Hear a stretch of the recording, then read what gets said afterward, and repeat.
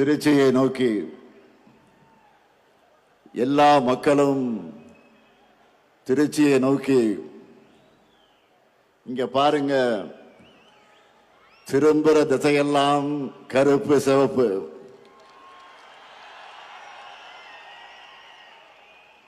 திரும்பும் திசையெல்லாம் அண்ணாவின் தம்பிகள். திரும்பும் திசையெல்லாம் கலைஞரின் உடன்பிறப்புகள். தெற்கே குமரியிலிருந்து வடக்கே கும்மிடிப்பூண்டி வரை தமிழ்நாடே இந்த சிறகனூர்ல திரண்டு சிறகனூர் பெருகனூராக ஆகியிருக்கு. எதிரிகளால வீழ்த்த முடியாத திராவிட முன்னேற்ற கழகத்தின் பெரும் சேனை இங்கே திரண்டிருக்கு. இந்த சேனையினுடைய தலைமை தொண்டனாக முத்துவேல் கருணாநிதி ஸ்டாலின் அழைப்பை ஏற்று வந்திருக்கக்கூடிய தலைவர் கலைஞருடைய அன்பு உடன்பிறப்புகளே, உங்க எல்லாருக்கும் என்னுடைய முதல் வணக்கம். வரவேற்புரை ஆற்றிய மாநாட்டினுடைய தலைவர், கழகத்தினுடைய முதன்மை செயலாளர், என்னுடைய ஆறுயிர் சகோதரர் கே.ஏ. நேரு அவர்களே, உடல்நிலை காரணமாக இங்கு வர முடியாத நிலைக்கு ஆளாக்கப்பட்டிருக்கக்கூடிய, ஆனால் அதே நேரத்தில் தொலைக்காட்சியில இந்த மாநாட்டை பார்த்து கொண்டிருக்கக்கூடிய கழகத்தினுடைய பொதுச் செயலாளர் என்னுடைய ஆரியர் அண்ணன் துரைமுருகன் அவர்களே, கழக பொருளாளர் அருமை சகோதரர் டி.ஆர். பாலு அவர்களே,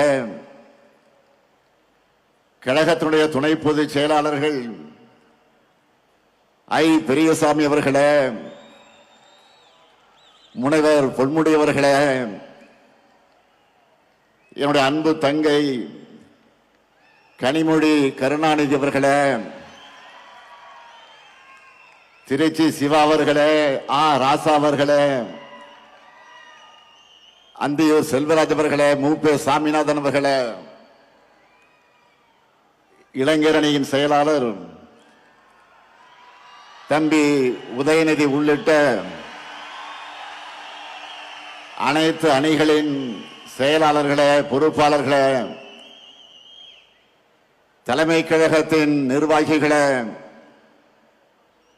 ஆற்றல் மிக்க மாவட்ட கழகத்தினுடைய செயலாளர்களே, சட்டமன்ற நாடாளுமன்ற முன்னாள் இந்நாள் உறுப்பினர்களே, அன்பு சகோதரர் முன்னாள் முதல்வர் OPS அவர்களே, உள்ளாட்சி அமைப்புகளின் பிரதிநிதிகளே, இந்த மாநாட்டிற்காக இரவு பகலாக உழைத்திருக்கக்கூடிய ஒருங்கிணைந்த திருச்சி மாவட்ட கழகத்தினுடைய நிர்வாகிகளே, உங்கள் அனைவருக்கும் என்னுடைய மாலை வணக்கம். கடந்த 3 மாசமா நாம் நடத்துவது மாநாடுகள் தான். தம்பி உதயநிதி அவர்கள் மண்டல வாரியாக நடத்தின இளைஞரணி நிர்வாகிகள் சந்திப்பு மாநாடுகள், என்னுடைய அன்பு தங்கை கனிமொழி அவர்கள் நடத்தின மகளிர் அணியின் வெல்லும் தமிழ் பெண்கள் மாநாடுகள், சென்னை, மதுரை, கோவை, திருப்பத்தூர் என மண்டல அளவிலே நடத்தப்பட்ட பூத் நிர்வாகிகளுடைய பயிற்சி மாநாடுகள்னு லட்சக்கணக்கான நிர்வாகிகள் அழைத்து மாநாடுகள் நடத்தி தேர்தலுக்கான பணிகளை தொடங்கினோம்.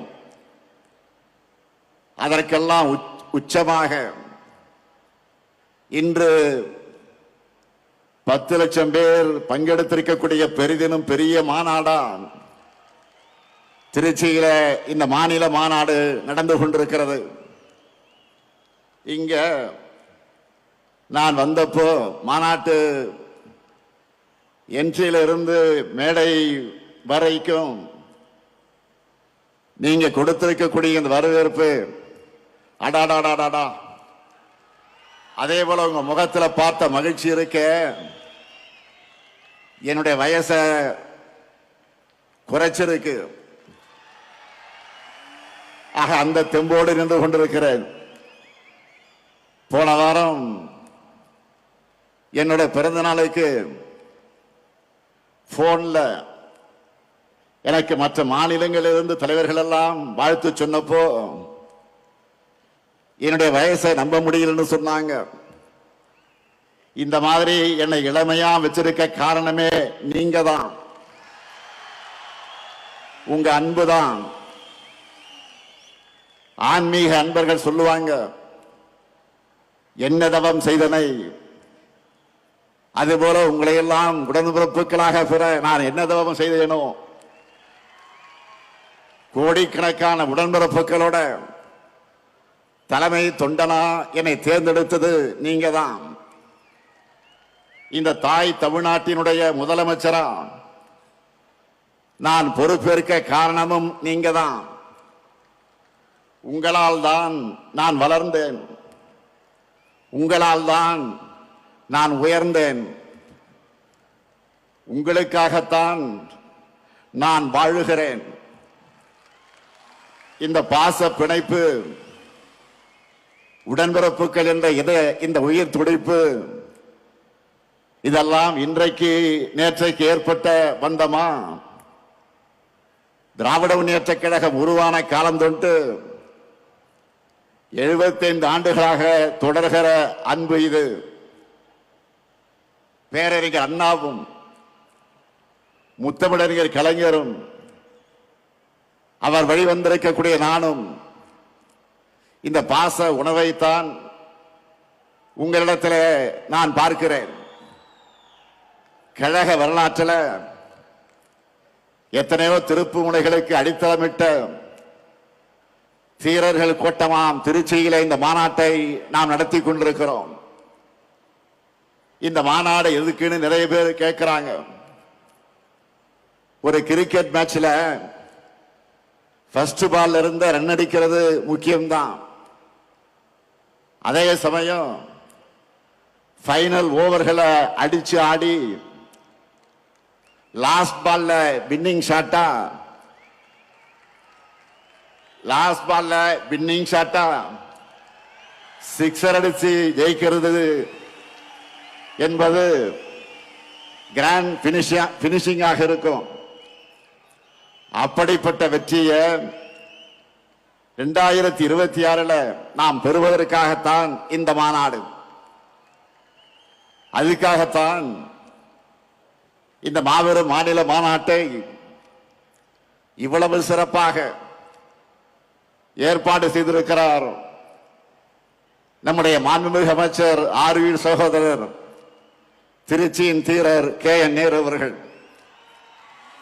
முதல்ல அவருக்கு தலைவராக என்னுடைய சார்பிலும், மேடையில் இருக்கக்கூடிய தலைமை கழகத்தின் நிர்வாகிகள் சார்பிலும், என் எதிரில் இருக்கக்கூடிய அனைவரின் சார்பிலும் நம்முடைய பாராட்டுக்கள், வாழ்த்துக்கள்.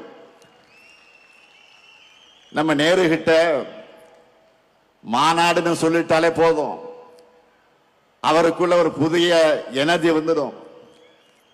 நாம நினைக்கிறதை விட எப்போ பிரம்மாண்டமாக பண்ணுவதுதான் நேருவுடைய ஸ்டைல். அதனால்தான் நான் எப்பவும் சொல்றது, மாநாடு நான் நேரு, நேரு நான் மாநாடு.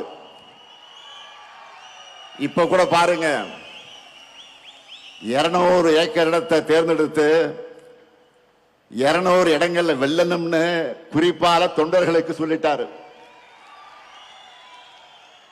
நமக்கான கிரவுண்ட ரெடி பண்ணி கொடுத்துட்டாரு. இனிமே நாம தொடர்ந்து நாம அடிச்சு ஆடணும். இந்த மாபெரும் மாநாட்டுக்காக அயராது உழைத்திருக்கக்கூடிய அவருக்கும் அவருக்கு துணை நின்ற ஒருங்கிணைந்த திருச்சி மாவட்ட நிர்வாகிகளுக்கும் என்னுடைய பாராட்டுக்கள், வாழ்த்துக்கள். இன்றைக்கு நாம் முழங்கும் ஸ்டாலின் தொடரட்டும், தமிழ்நாடு வெல்லட்டும், இது ஏதோ தனிப்பட்ட ஸ்டாலினுக்காக முழக்கம் அல்ல. நம்மை எல்லாம் உருவாக்கின திராவிட முன்னேற்ற கழகம் தொடரட்டும் என்பதுதான் இதனுடைய உண்மையான பொருள். திருச்சியை மாநாட்டுக்காக நாம் ஏன் தேர்ந்தெடுக்கிறோம்? இது தமிழ்நாட்டுடைய மைய பகுதி மட்டுமல்ல, இதுதான் கழகத்தின் மாநாட்டு பகுதி. இன்றைக்கு நாம் நடத்திட்டு இருக்கிறது 12வது மாநில மாநாடு.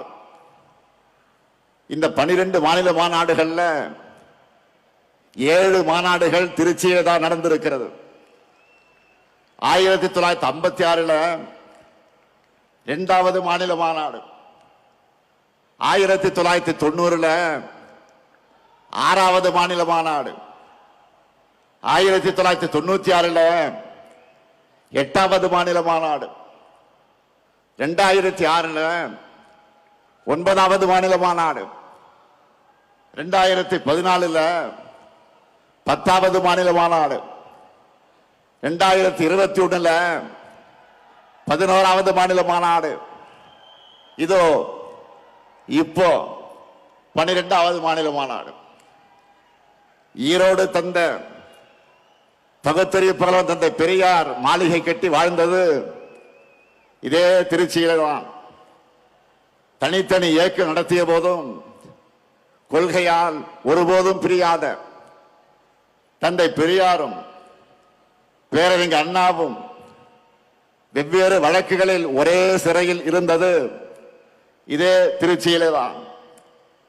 ரயில்வே சந்திப்பின் ஒரு முனையில் தந்தை பெரியாரும் மறுமுனையில் முத்தமிழக தலைவர் கலைஞரும் இந்திய எழுத்து அழிப்பு போராட்டத்தை நடத்தினதும் இதே திருச்சியில தான்.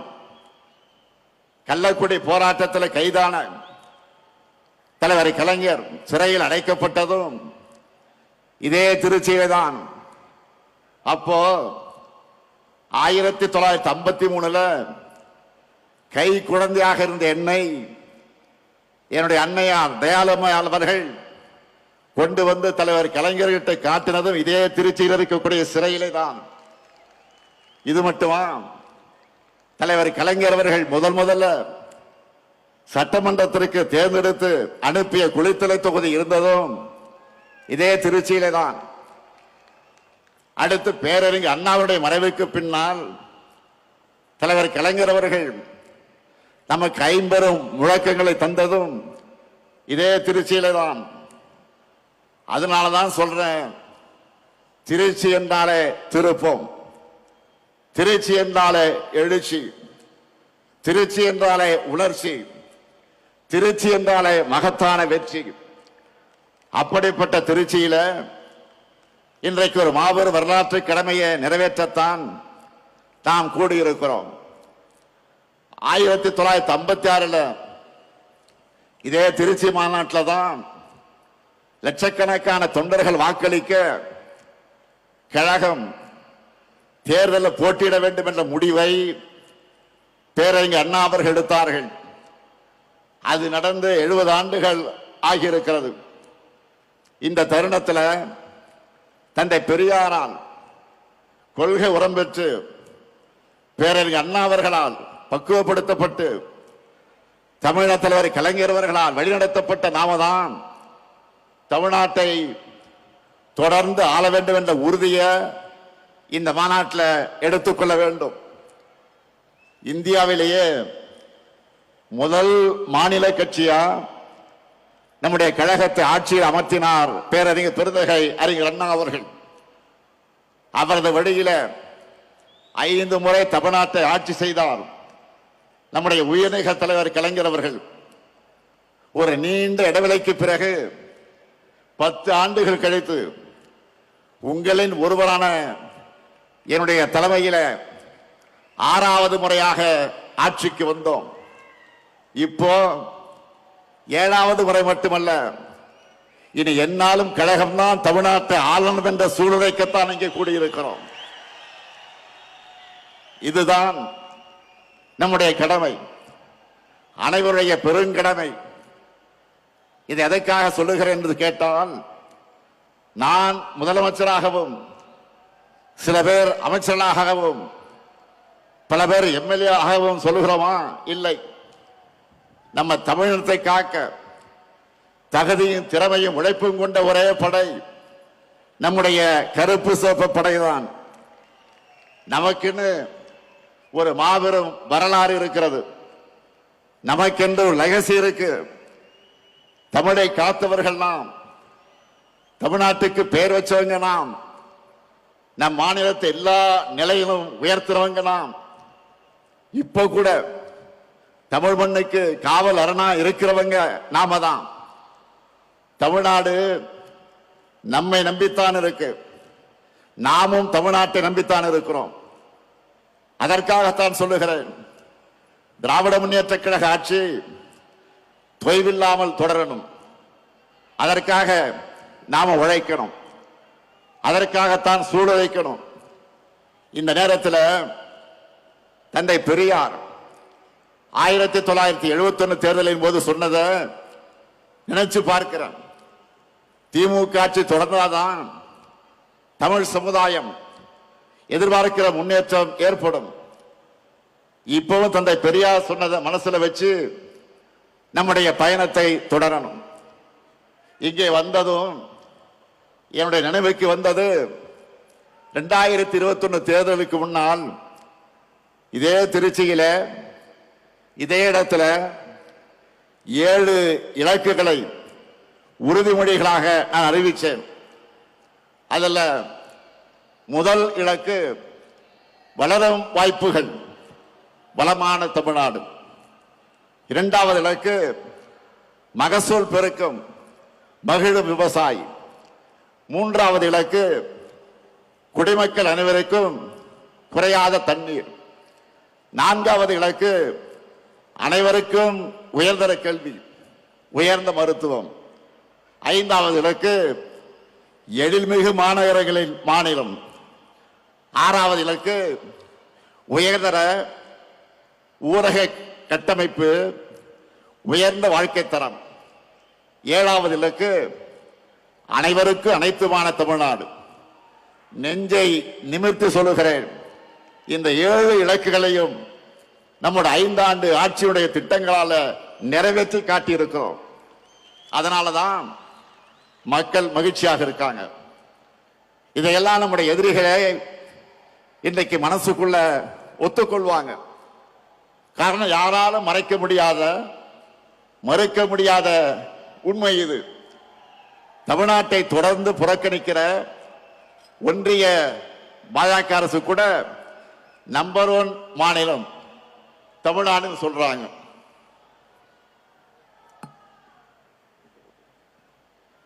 உலக பத்திரிகைகளை சூப்பர் ஸ்டார் ஸ்டேட் தமிழ்நாடுன்னு பாராட்டுறாங்க. அந்த அளவுக்கு நாம கெத்தா முன்னேறி இருக்கிறோம். கடந்த 5 ஆண்டுகள்ல நாம செஞ்சிருக்கக்கூடிய சாதனைகளை நினைச்சு பாருங்க. எத்தனை நெருக்கடிகள், எத்தனை பிரச்சனைகள் தகர்த்து நாம முன்னேறி இருக்கோம். 3 நாட்களுக்கு முன்னாடி கூட சென்னையில் 2030க்கான 14 உறுதிமொழிகளை ஸ்டாலின் ஸ்டேட்மெண்ட்னு நான் அறிவிச்சேன். அந்த மேடையில் அமைச்சர்கள் ஒவ்வொரு துறையிலும் நம்ம என்ன சாதிச்சிருக்கிறோம்னு சொன்னாங்க. 5 ஆண்டுகள்ல ஒரு மாநில அரசால இவ்வளவு பண்ண முடியுமான்னு எல்லாரும் பிரமிச்சு பார்த்தாங்க. நமக்கே மலைப்பா இருந்துச்சு. நம்முடைய சாதனைகளை பிபிடி போட்டு காட்டணும், டிவியில போட்டு காட்டணும். அதுல அதிமுக ஆட்சியோட நாம செஞ்சிருக்கிறத கம்பேர் பண்ணி சொன்னாங்க. அதுல சிலதை மட்டும் உங்களுக்கு நான் சொல்ல விரும்புகிறேன். நல்லா கவனிங்க, மக்கள் கிட்ட போய் நீங்க சொல்லணும்.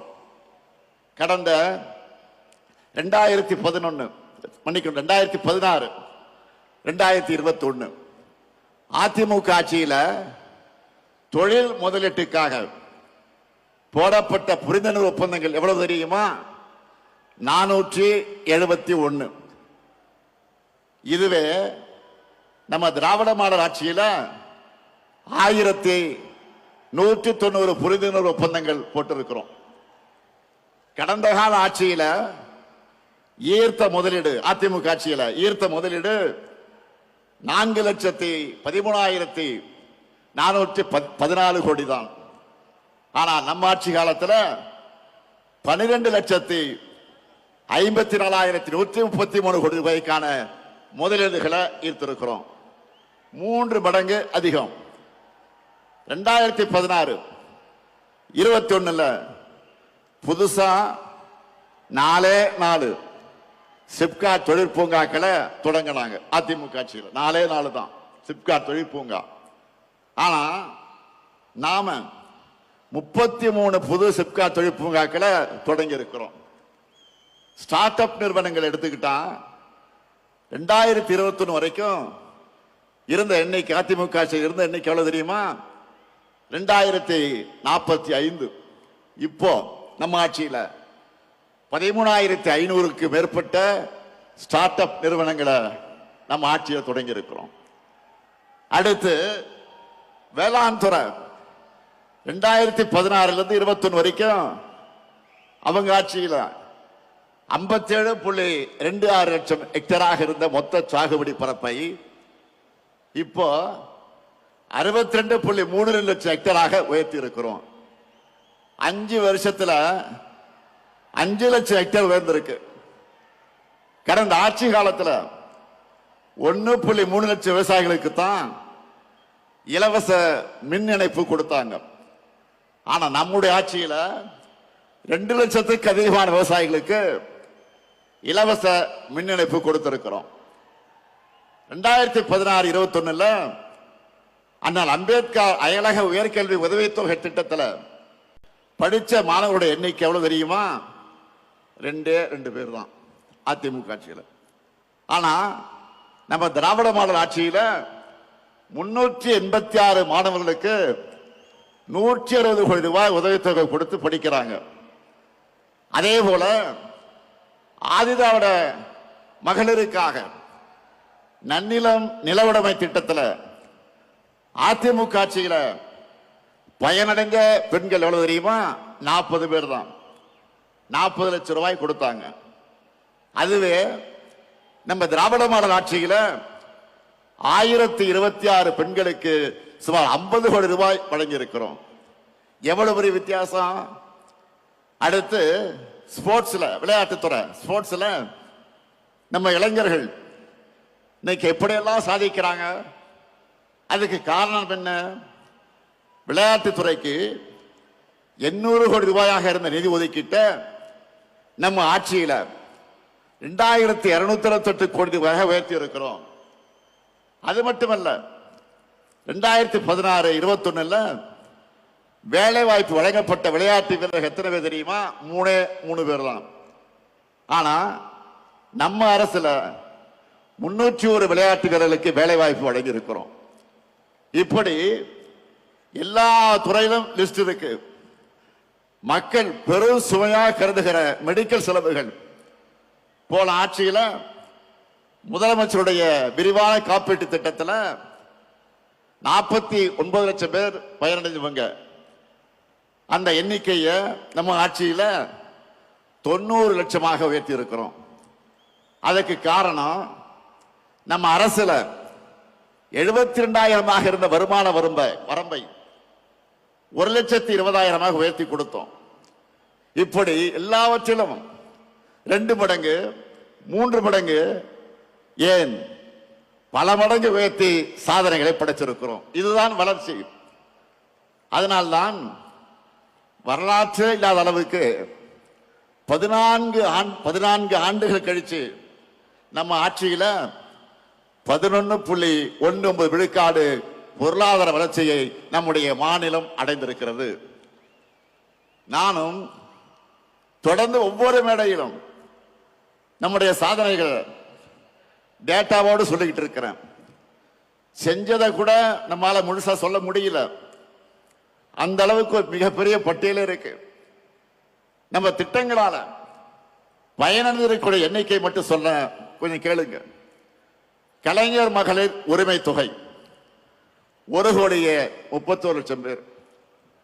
காலை உணவு திட்டம் 19,34,000 குழந்தைகள். புதுமை பெண் திட்டம் 6,95,000 மாணவிகள். தமிழ் புதல்வர் திட்டம் 5,40,000 மாணவர்கள். நான் முதல்வன் திட்டம் 49,90,000 பயிற்சி சான்றிதழ்கள். விடியல் பயணம் திட்டம் 910 கோடி பயணங்கள்.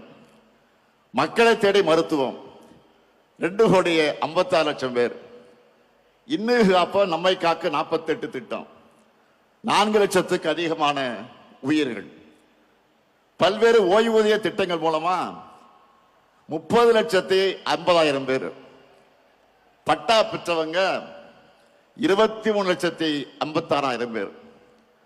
உங்களால டோட்டல் போட முடிஞ்சுதா இல்லையா?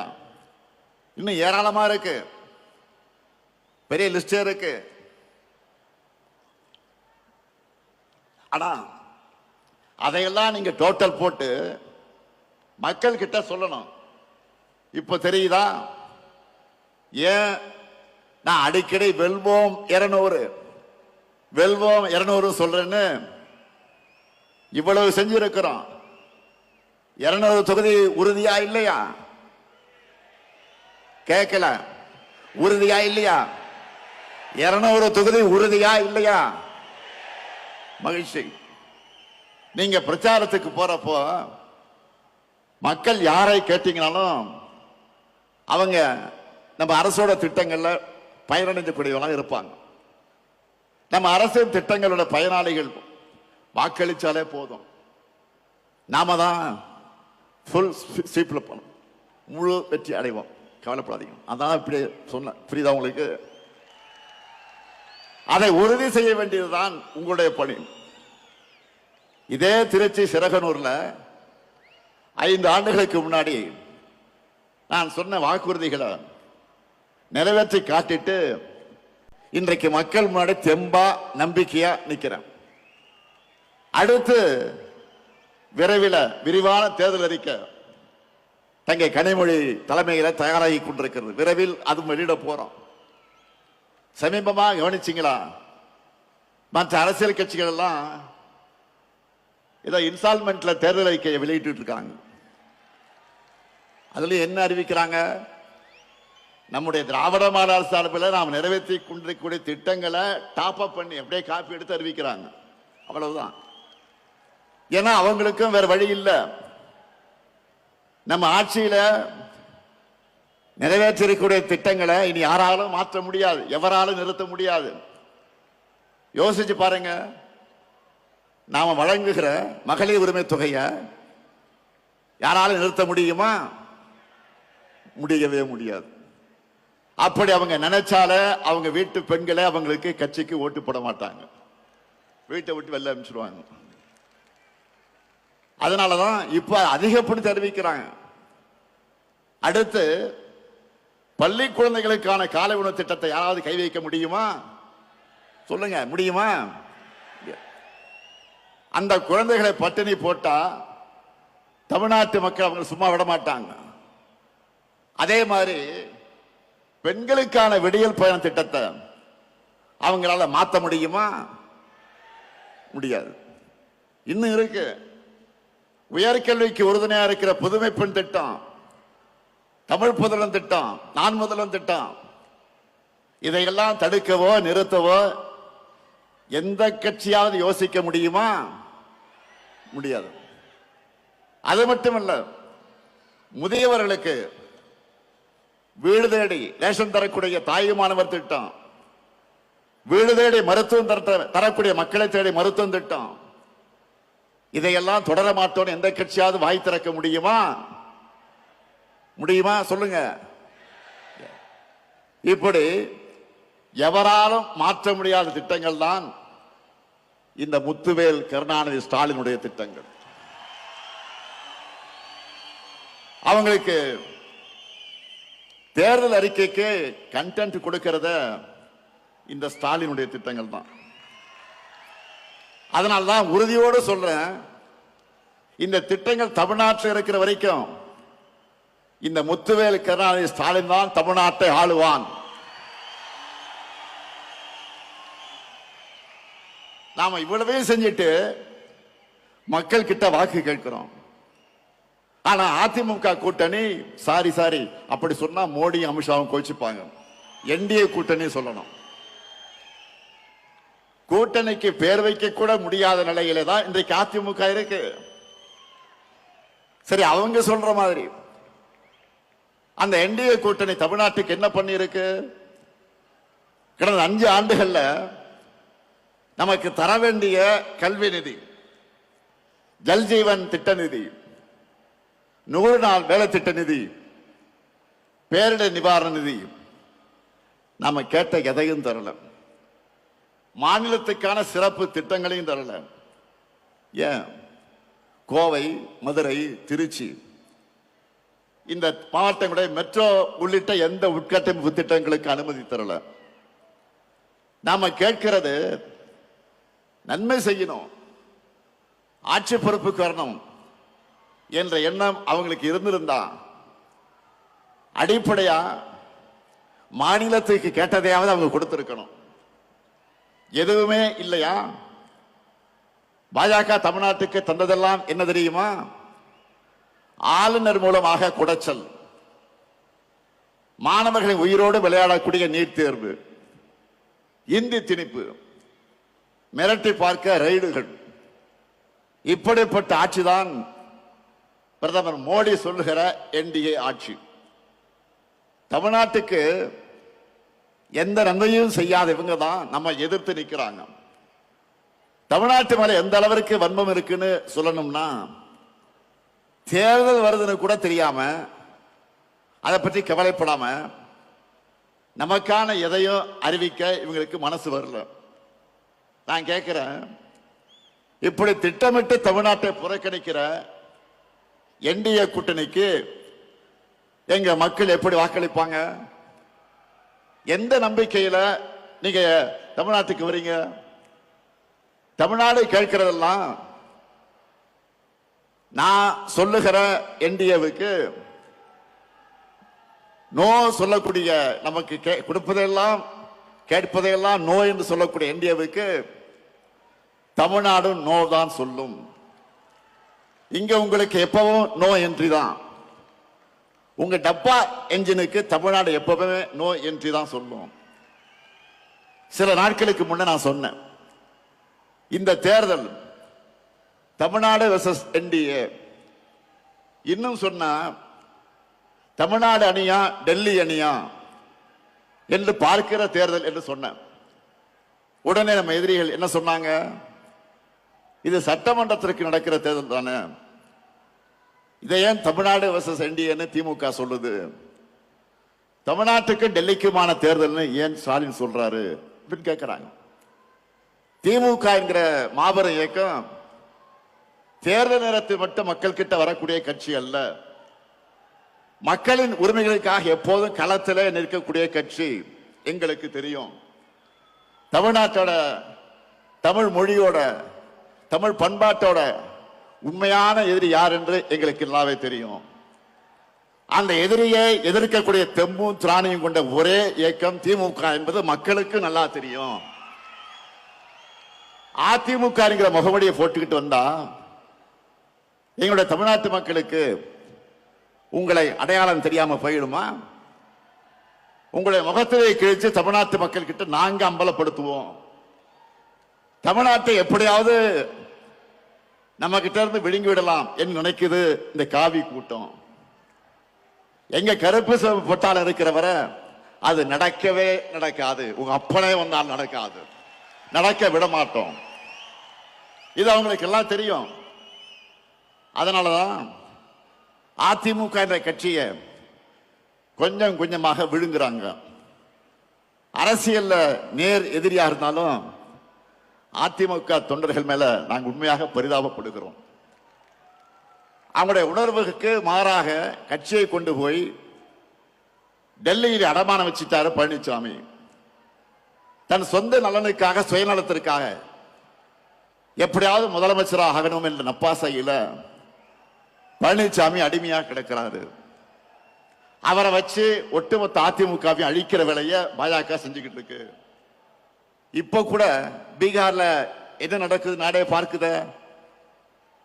பீகார் மாநிலத்தில் இதுவரை பாஜக முதலமைச்சர் இருந்ததே கிடையாது. நிதிஷ்குமார் அவர்களை முன்னிறுத்தி தேர்தலை ஜெயிச்சுட்டு இப்ப காரியம் ஆனதும் அவரை ஓரங்கட்டிட்டு பாஜக முதலமைச்சரை உள்ள கொண்டு வர போறாங்க. இதையே தான் தமிழ்நாட்டிலையும் பண்ணலாம்னு ட்ரை பண்றாங்க. நான் அடிச்சு சொல்றேன், சேலஞ்ச் பண்ணி சொல்றேன், இந்த முத்துவேல் கருணாநிதி ஸ்டாலினும் எங்க திமுக இருக்கிறவரை பாஜகவால் தமிழ்நாட்டை ஆள முடியவே முடியாது. நீங்க அந்தர்பல்ட்டி அடிச்சாலும், என்ன முகமடி போட்டு கொண்டு வந்தாலும், புதுசா யாரை கூட்டிக்கிட்டு வந்தாலும், எத்தனை ஏவல் அமைப்புகளை வச்சு மிரட்டி பார்த்தாலும் தமிழ்நாடு எப்பவுமே உங்களுக்கு அவுட் ஆஃப் கண்ட்ரோல் தான். நாங்கள் பார்க்காத படையெடுப்பா, திமுக பார்க்காத மிரட்டலாம். நீங்க இந்தியா மேப்பில் இருக்க எந்த மாநிலத்து மேல வேணுமானாலும் காவி அடிச்சிடலாம். ஆனா தமிழ்நாட்டில் உங்க பாச்சா பலிக்கவே பலிக்காது. இங்க எப்பவுமே நாங்க தான், எங்க மண்ணில் நாங்க தான் ஜெயிப்போம், நாங்க மட்டும்தான் ஜெயிப்போம். இங்க கூடி வைக்கக்கூடிய ஒவ்வொரு உடன்பிறப்பும் மக்கள் கிட்ட போகும்போது சொல்ல வேண்டியது என்ன? நடக்க இருக்கிற தேர்தல் திமுக வெர்சஸ் என்டிஏ கிடையாது, தமிழ்நாடு வெர்சஸ் என்டிஏ. இன்னும் எளிமையா சொல்லணும்னா, வெல்லப்போவது தமிழ்நாடு அணியா டெல்லி அணியா என்பதுதான் 2026 தேர்தல். இதுல தமிழ்நாடு அணி வெற்றி பெறணும்னா திமுக தலைமையிலான மதச்சார்பற்ற முற்போக்கு கூட்டணி தான் வெற்றி பெறணும். உங்க வாக்குகளை திமுகவுக்கும் கூட்டணி கட்சிகளுக்கும் போடுங்கன்னு கேளுங்க. இதுதான் நீங்க அடுத்த 2 மாசத்துக்கு இடைவிடாம மக்கள் கிட்ட பரப்ப வேண்டிய மெசேஜ். அதே போல இங்க வந்திருக்கக்கூடிய உடன்பிறப்புகளுக்கு நான் வைக்கிற இன்னொரு வேண்டுகோள் என்பது, உதயசூரியன் சின்ன வெற்றி பெற நீங்கள் ஒவ்வொருத்தரும் எந்த அளவுக்கு உழைக்கிறீங்களோ அந்த உழைப்பை நம்ம கூட்டணி கட்சியின் சின்னங்களின் வெற்றிக்கும் கொடுக்கணும். ஏன்னா நம்முடைய சாதனைகள் கொள்கையில் மட்டும் நம்மளுடைய பலம் அல்ல, 4வது பொது தேர்தலை இணைஞ்சு சந்திக்கிற கூட்டணியும் நம்முடைய பெரிய பலம் தான். மற்றவங்களை மாதிரி வெறும் தேர்தலுக்காக எலெக்ஷன் சீசன்ல மட்டும் நாம கூட்டணி வைக்கல. கொள்கையின் அடிப்படையில் கொள்கை தோழர்களான கூட்டணி கட்சி அந்த வேட்பாளருக்கு நீங்க களத்தில் கடுமையா உழைக்கணும் என்று நான் கேட்டுக்கொள்கிறேன். மக்களை போய் சந்திக்கிற நீங்க இன்னொரு விஷயத்தையும் சொல்லுங்க. தமிழ்நாட்டில் இதுவரை பேரறிஞர் அண்ணா, முத்தமிழறிஞர் கலைஞர், மக்கள் தலைவர் எம்ஜிஆர், அம்மையார் ஜெயலலிதா ஆகியோர் முதலமைச்சராகணும் என ஓட்டு போட்டு மக்கள் தேர்ந்தெடுத்தாங்க. நல்லா கவனிங்க, மறுபடியும் சொல்றேன். பேரறிஞர் அண்ணா, முத்தமிழறிஞர் கலைஞர், மக்கள் தலைவர் எம்ஜிஆர், அம்மையார் ஜெயலலிதா ஆகியோர் முதலமைச்சர் ஆகணும் என ஓட்டு போட்டு தேர்ந்தெடுத்தீங்க. அவங்களுக்கு பிறகு நீங்க ஓட்டு போட்டு ஜெயிக்க வச்சது இந்த ஸ்டாலினை தான்.